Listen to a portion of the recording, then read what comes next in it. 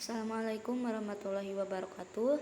Perkenalkan, nama saya Ainun Nur Ajija dengan NIM C1AA20004 dari kelas 3B. Saya di sini akan menjelaskan tentang anatomi jantung pada orang dewasa dan janin. Sebelumnya di sini saya akan menjelaskan tentang anatomi dari jantung. Di sini ada jantung dan pembuluh darah, ada tampak depan dan tampak belakangnya. Terus jantung juga terletak di pusat rongga dada. Jantung ini terdiri dari 3 lapisan. Yang pertama ada endokardium, yaitu selaput pembatas ruang jantung. Yang kedua, miokardium atau otot jantung yang terdiri dari berkas-berkas jantung. Nah, yang terakhir perikardium, yaitu selaput pembungkus jantung. Jantung ini merupakan organ yang berfungsi sebagai alat pemompa darah yang terdiri dari 2 pompa yang terpisah, yaitu jantung kanan yang memompa menuju paru-paru dan jantung kiri yang memompa darah menuju arteri, vena, dan kapiler. Di sini ada anatomi jantung manusia. Jantung terbagi menjadi sisi kanan dan sisi kiri. Di dalamnya terbagi lagi menjadi 2 serambi, yaitu atrium, dan 2 bilik, yaitu ventrikel. Untuk atrium, yaitu tempat masuknya darah dari vena dan ventrikel.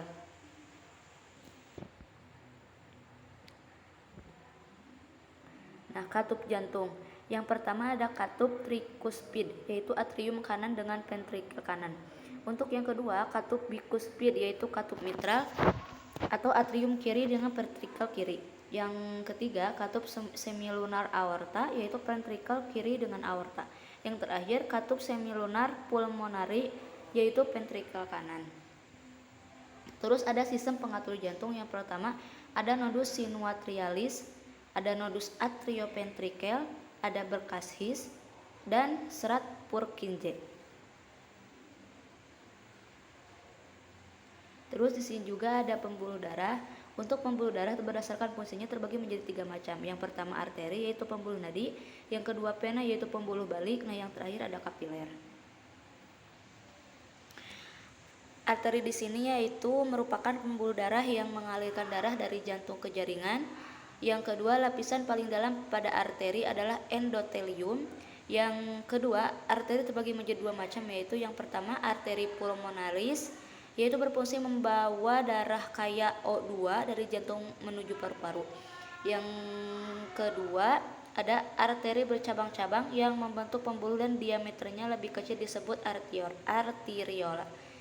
Yang terakhir, arteriola bercabang-cabang hingga membentuk saluran halus yang berhubungan langsung dengan jaringan disebut kapiler. Terus pena yaitu pembuluh darah yang aliran darahnya mengalir kembali menuju jantung. Fungsi pena membawa darah menuju jantung. Pena terbagi menjadi 3 macam, yaitu yang pertama ada pena sapa superior, yaitu berfungsi membawa darah yang kaya CO2 dari tubuh bagian atas. Yang kedua, pena sapa inferior, yaitu berfungsi membawa darah kaya CO2 dari tubuh bagian bawah. Berdasarkan aliran darahnya, pembuluh darah ada 2 macam. Yang pertama ada pembuluh darah yang meninggalkan jantung, terdiri atas arteri, arteriola kapiler. Yang terakhir, pembuluh darah yang masuk ke jantung, terdiri atas vena penula. Terus sini ada perbedaan arteri dan vena. Untuk pembeda ada dinding, yaitu arterinya tebal dan elastis. Untuk vena tipis dan kurang elastis. Terus ada arah aliran. Untuk arterinya meninggalkan jantung dan vena menuju jantung. Pembedanya darah tekanan. Untuk arterinya kuat kalau terpotong darah memancar. Untuk venanya lemah kalau terpotong darah menetes. Terus pembeda yang keempat, darah di dalamnya untuk arterinya banyak mengandung oksigen kecuali dan di paru-paru. Yang untuk venanya banyak mengandung CO2 kecuali vena paru-paru. Yang kelima ada letak. Untuk arterinya lebih ke dalam dan venanya di dekat permukaan tubuh. Yang terakhir ada klep. Untuk arterinya hanya satu pada pangkal. Untuk venanya banyak terdapat di sepanjang vena. Lanjut ke mekanisme peredaran darah manusia. Untuk sistem peredaran darah manusia di sini ada sistem peredaran darah pulmonari, yaitu peredaran darah kecil. Bisa dilihat ada ventrikel kanan, arteri pulmonalis pulmo, vena pulmonalis atrium kiri.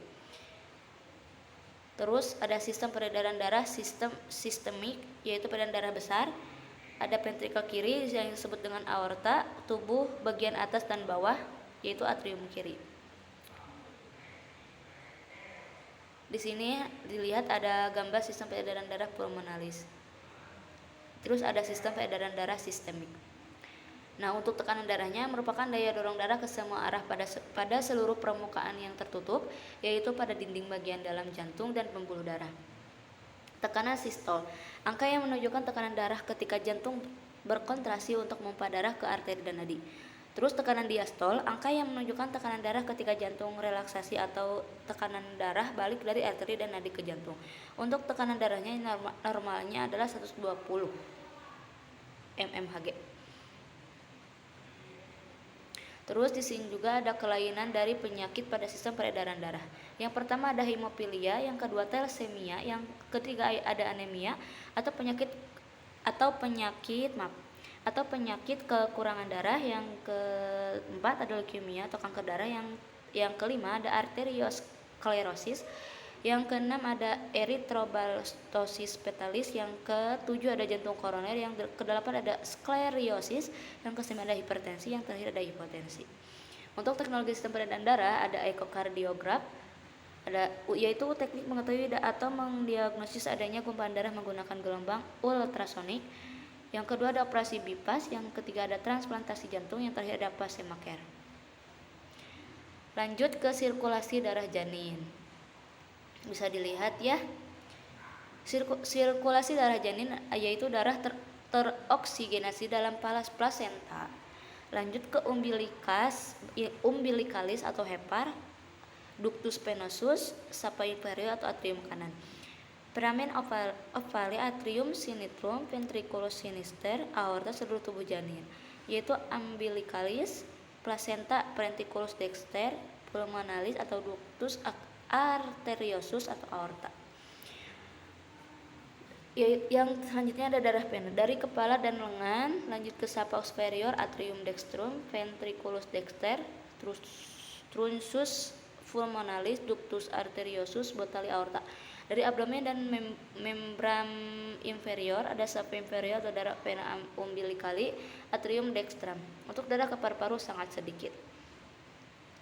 Sirkulasi pada janin setelah lahir. Pada saat persalinan sebagian besar bayi langsung menangis, maka akan terjadi perubahan besar terhadap sirkulasi darah. Di antaranya adalah yang pertama, paru-paru berkembang dengan sempurna dan langsung dapat berfungsi untuk pertukaran O2 dan CO2. Akibat perkembangan paru-paru terjadi perubahan sirkulasi darah, di antaranya adalah yaitu arteri pulmonalis kini langsung mengalirkan darah ke paru sehingga ductus arteriosus botali akan menutup. Terus perkembangan paru-paru menyebabkan tekanan negatif pada atrium kiri karena arah darah diserahkan langsung oleh ventrikel kanan dan dialirkan menuju paru-paru yang telah berfungsi. Akibat tekanan negatif pada atrium kanan, foramen ovale akan menutup dengan sendirinya dan tidak lagi menjadi tempat aliran darah menuju atrium kiri. Yang kedua ada pemotongan tali pusat. Tali pusat dipotong setelah bayi menangis dengan nyaring sehingga akan menambah jumlah darah bayi sekitar 50%. Dengan dilakukannya pemotongan tali pusat, berarti perubahan sirkulasi pada bayi telah berubah menjadi sirkulasi orang dewasa.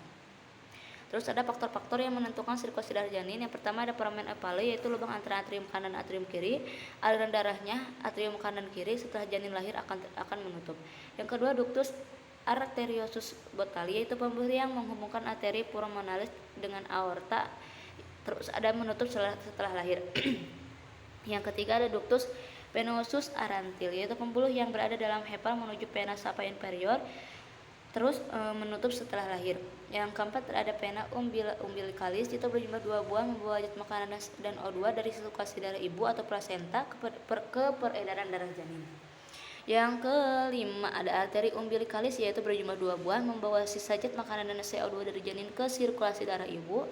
Pembuluh darah yang menghubungkan vena umbilicalis dengan vena sapa inferior. Yang terakhir ada plasenta, itu jaringan yang menempel pada janin.